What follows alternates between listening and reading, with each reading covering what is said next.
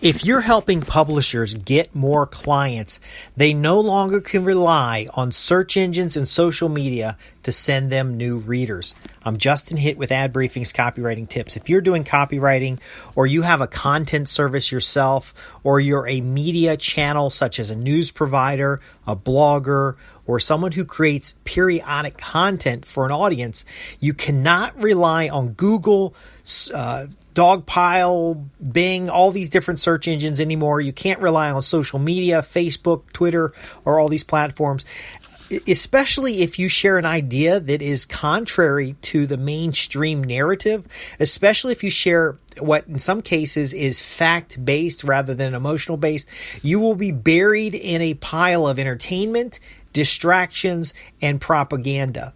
Now, this being so means that your content has to do more than be search engine optimized, has to do more than being interesting to read, clickbait in a sense.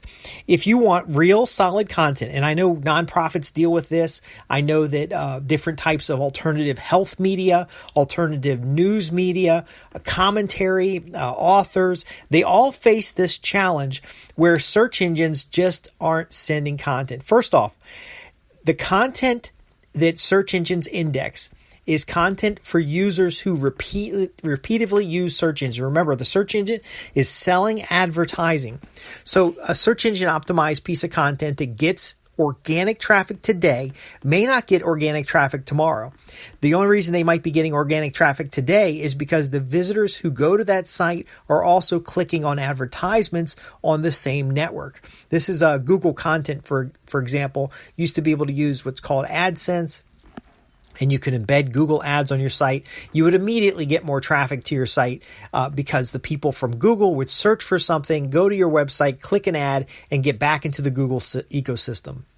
More than ever, these search engines and social media platforms do not want visitors leaving their platform, finding good content, and never returning.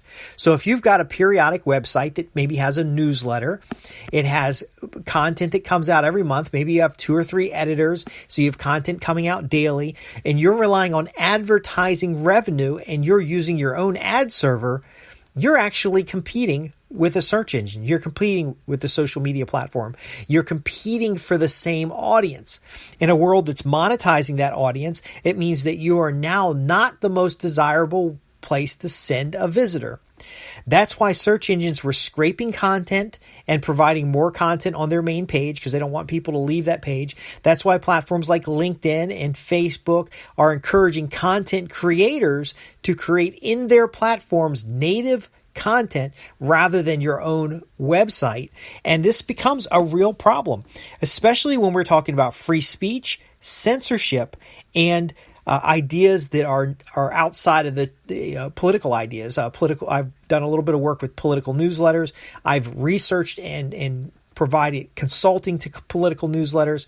I provided research and consulting to investment newsletters. Somebody who's got a Forex trading or a systems trading newsletter is not going to be as popular as Yahoo Finance, who has heavy revenue gains for promoting a brokerage-based investment strategy.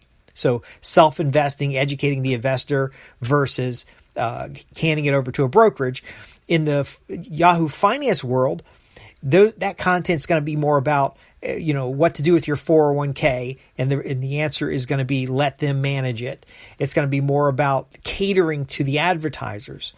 Now, in your environment, if you're selling advertising as revenue, understand you're in the weakest possible position, because just like the big search engine, just like the social media platforms, and a lot of times I hear publishers get really upset at search engines. Why isn't Google sending me any traffic?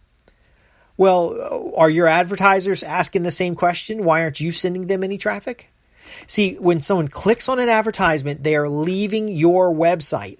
It is entirely possible that a visitor comes to your site, reads excellent content, clicks an ad, wanders off, and never comes back to your site because they forgot where they saw the content. They're consumers of content. So let me give you some insights here. First off, if you're a publisher, if you've got a newsletter, if you've got a blog, and you want more traffic to your website, you're actually looking in the wrong place. You don't want more traffic to your website. You want additional revenue through service of your readers. So you want a subscriber, somebody who's paying to receive your content. I know what you're saying. Hey, look, the newsletter subscription is gone. The newspaper subscription is gone. Everybody's getting their news for free online. They hate paywalls. They do. And they do get free content. But remember, in a marketplace that is flooded with free, low quality content, if you don't have the revenue, if you don't have the loyal readership base, if you don't have people who have committed to your content, they're not even going to know you exist. Because a search engine can get clicks on low quality content, entertainment content, celebrity gossip content, much easier than they can on hard-hitting journalism, on investigative and research and experience-based newsletters. So if you've got one of those things and you have a high quality of value of content, understand you're not the top choice for people online. And you're definitely not the top choice for where a search engine or a social media platform will want to send people, because they're really about making money off the churn. They want to keep that eyeball on their site, keep people coming back to their site, keep people clicking ads, keep advertisers happy, and moving forward. Now, you might be in that position if you're an advertising-based media publication. Okay, but understand that's the weakest possible position. You need volume. Now, if you really want to generate revenue, if you really want to serve that reader, if you really want to build up an audience, then you need more specifically an opportunity for your customers to engage, in your readers or customers, for them to not only consume, but to engage with your site. And here's a few elements to do so. Surveys. It's excellent to have in a sidebar a survey just where you're doing general research. I've seen magazines and publications do readers advisory groups, where you go through and you find those advocates of your publication. You find those paid subscribers and you sit down with them and say, what else can I do to serve you better? Get to know them. You also do target marketing of the audiences on mailing lists rather than waiting around online for somebody to visit your site. You might go from digital only to digital and a print publication so that you can remind individuals and invite them back, but also have something tangible to give people when they opt into your site. See, when you're more than advertising, you can fund the resources necessary to provide a better quality content, but quality content alone will not get you search traffic. Quality content alone will not get you shares on social media, because again, you're competing with those platforms who have the advertising side down to a science. Google has an entire advertising network down to a science so that they can monitor clicks. They have an analytics program so they can see how long people stay on your website. They have everything that they need to keep creating or curating content that gets the volume. But see, as a newsletter publisher, as a media site, as a newspaper, as an expert resource or trade association, you just do not have the resources to play that game. So what you really need is fewer subscribers, and the readers are the icing on the cake. They're the extra. So is it a paywall to get a subscriber who pays a nominal amount of money to qualify themselves on your list, to get them in your back-end system, and then you remove the advertisement for them? I block advertising already. I have ad blocking on my network, and I have ad blocking in my browsers, because when I'm out there creating content, I don't want the distraction. I don't want the slow loading times of advertising. Many of your high-value visitors are invisible to your analytics platform. But someone who gives you $9.95 a month, or even $9.95 a year for your publication, is no longer invisible. And they don't want to be invisible. They don't want to just be a click on a search engine or a click on a social media platform. They want news, insights, information, strategy, commentary. They want the things that you produce. So what we're going to do is we're going to shift from simply being a content producer to being a service provider of insights and intelligence.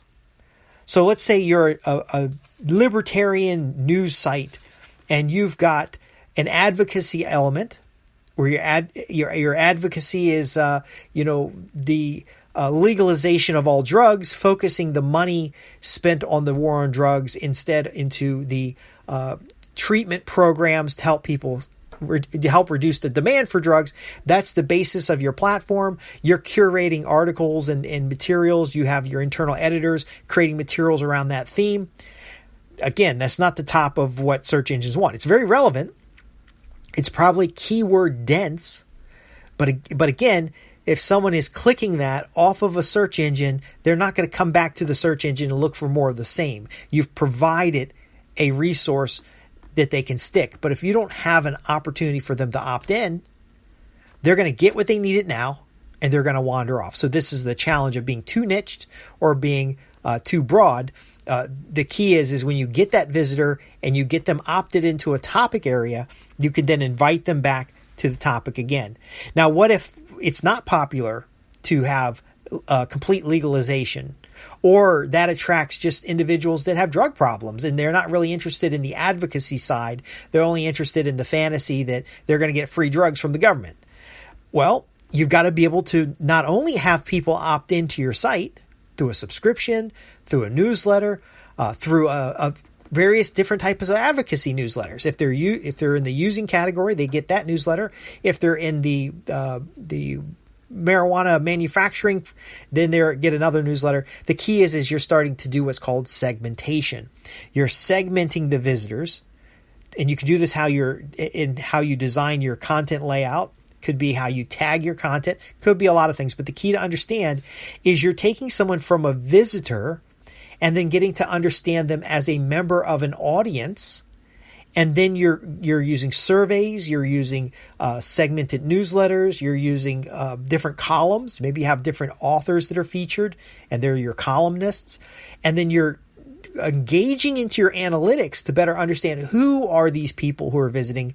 And then rather than going back to the search engines to try to get more, and by the way, the search engines would love for you to pay to use their platforms as far as their search networks are concerned, and there's nothing wrong with that. But you might also want to go back to paid publications and find a highest quality visitor and make them a customer. The relationship is more valuable than visitors to your site. If you've got a lot of traffic to your site, all that really means is more technology investment and a greater risk of your platform going down. If you have only advertising as your revenue source, then you're at the risk of an advertiser being upset with your content. If you're creating a lot of content through quality means, not just scraping it off the internet, not just echoing other people's content, then you've got the cost of reporters, editors, researchers, and alike. Why not get into a position where you don't need social media, where you don't need organic search traffic, where you are simply going out like a publisher directly to potential readers, converting those potential readers into leads, and then those leads into paying customers. Now, again, it could be a nominal subscription. And then on the back end, you have conferences. On the back end, you have books and reports. On the back end, you have more of an information publishing platform. Or you could be tied, a lot of the nonprofit organizations have a publishing arm, and then they have the advocacy area, which is the nonprofit. And you could be publishing just to find donors to the nonprofit. See, there's various ways of looking at this, but you've got to understand the search engines are in the game of selling advertising and making money off of people's attention. If you're in that same game, you're competing with Apple, you're competing with Google, Amazon, these big, giant companies who already have the volume. Instead of trying to get the volume for yourself, let's go for quality.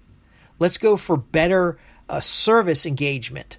Let's go for value in understanding a smaller audience and delivering more of what they want. Now, if you're an advocacy publication, you're going to have that audience that is unknown. They're the seekers. They're generally interested in your topic. You're going to have those people who are partners in advocacy. You're going to have another segment that are individuals who are contributors or donors. They're really the Patreons in the sense of your organization. And then you're going to have those insiders, those ones that are making decisions and helping shape thought around the particular advocacy point. That kind of segmentation is different than just putting up content and hoping people show up. And when you do this kind of segmentation, you're more able to deliver specific materials to specific audiences. And that is what gets you the repeat visit. That's what gets you the engagement. Now, again, you're going to capture their email address. You're going to capture their postal address. You're going to capture their text message. Once you have all that information, you now have what's called personally identifiable information, which has privacy considerations. So there's a little bit of compliance that you have to do on your side, but those subscribers are infinitely more valuable. Those subscribers not only are more valuable, but you can reach them if you have a regulatory alert. Trade association is monitoring different regulations in an industry, and they can now there's this regulation change. They can send out a regulatory alert that makes them more relevant to the subscriber. That also makes them more valuable to the subscriber, and then it sets up an engagement such as consulting, an event, a publication, or other elements. Now, Wall Street Journal does this great. Financial Times does a great job of this. Epoch Times does an excellent job of this. That's in the newspaper category. If you've got questions about newsletter category, I've got a lot of financial newsletters and political newsletters that do really well in those areas that I can give you as an example. If you're looking at nonprofit advocacy, the Heritage Foundation, and there's foundations on both sides that do an excellent job at this, but getting $1 donation is more valuable than getting a visitor. Not because of the dollar. It's going to cost you more than $1 to get that opt-in, but because you now have a name on a list and you can start to get to know that individual. Now, folks, I know I've covered a lot here, but if you're a consultant, a marketer, a business development professional, helping these types of publications get to the next level where they're independent from the search engines, they don't have to worry about a platform dropping them or a platform coming in and out of existence, then you need to ask your questions about establishing the framework for this. I have a number of frameworks that work really well, but it really is dependent on what your client's needs are. Now, if you're a publication and you're facing the fact that platforms are just dropping, remember MySpace? Remember AOL? Well, yeah, some of us do, but most people don't even know what those platforms are. They still exist, but they send no traffic anywhere. Remember the days when Google organic search could drive your website for months at a time? Well, that's not a thing that happens anymore. It's pay to play. And if you're going to have to pay to play, then you need to have higher value, higher quality streams of income for your publication, for your nonprofit, for your newsletter, so that you can still get your message out, because we're at a point where there's very few companies controlling the traffic, and they've built up audiences over time. Google, for example, has Chrome OS. People have bought into Chrome OS. They've bought into the Chrome browser. Those browsers tend to drive you through Google platforms like YouTube and the Google search engine. Microsoft with Bing has done that with the operating system and their integrated browsers. Even Apple computers have done the same, and they partnered with other browsers and search engines. But you'll notice that you can search for specific terms about your site and find it, but you're not getting any keyword searches. You're not getting any of this other stuff. Even though other content is available, the content tends to be the unlimited supply of entertainment, the unlimited supply of gossip, the unlimited supply of topics that aren't as valuable as the topic that you're sharing. So again, if you have questions about how to convert more visitors into subscribers, then you also want to ask your questions. I'm Justin Hitt, and you can send your questions to www.adbriefings.co.uk. Send me a fax, send me a letter, send me something that says what your question is, and I'll be more than happy to answer it. Because we're now at a point where the people you want to reach are not going to be able to reliably find you. There's either an unlimited supply of distractions, there's censorship, there's just so much volume of content out there. And until you have a system in place, and I advocate publishing systems that are tied to marketing systems, until you have this in place to really understand your subscriber, you're not going to be able to convert the visitors. You're not going to be able to keep people coming back consistently. And they will get bogged down in the distractions. And sometimes those distractions are even scraped content. There is no technical solution to make this work. It is about marketing, and it is about deciding whether or not you're going to be a viable publisher, like the positive examples I gave you are viable publishers, or are you just going to be that next blog that's going to evaporate here in a year or two? And believe me, I have a network of websites that I was managing. Some of those sites and these are personal sites of mine. They're not top priority. My clients are top priority, but some of them were for 500 to 1,000 unique visitors a day for years. And then suddenly there's a search engine change. There's a new social media platform comes online. The linking strategy changes on a platform, and I go from regular visitors, regular income to nobody.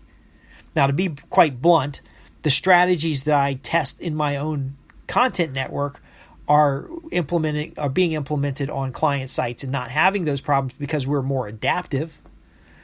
But understand, if you don't change, if you don't adjust, if you don't understand who your visitors are, if you're not getting them in as leads and segmenting them into opportunity groups or special interest areas, then you are going to lose, because people are not able to reliably find your websites, your resources on social media or on search engines in an effective way. Now, you will find them, and I'll leave you with this.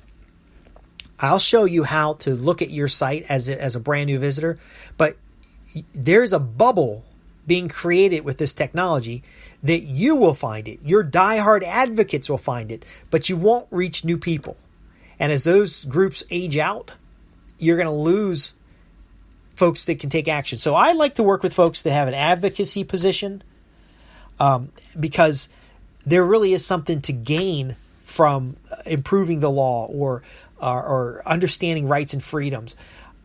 There's something to gain there, but it's so easy to just bubble that stuff, and you're the only one that sees it, and you're wondering why your traffic's going down. You're wondering why your engagement's so low. Maybe traffic's going up because of spiders and bots, but everything else is going down. Your actual cash flow numbers are going down. We can help you solve that problem. Today it costs money to share news, and if advertising's your only way of driving that, you're going to be stuck. You're going to be stuck. You're going to be in a bad position. Again, I'm Justin Hitt from Ad Briefing's Copywriting Tips. Let's leave on a good note. If you have any questions, you can visit me at www.adbriefings.co.uk, where we help copywriters, marketers, and business development professionals transform business relationships into profits. And these folks are supporting publishers, and we have a number of publishers that we support because they have in-house copywriters and marketers and business development professionals. Let's get you the results that you need. Thanks for listening.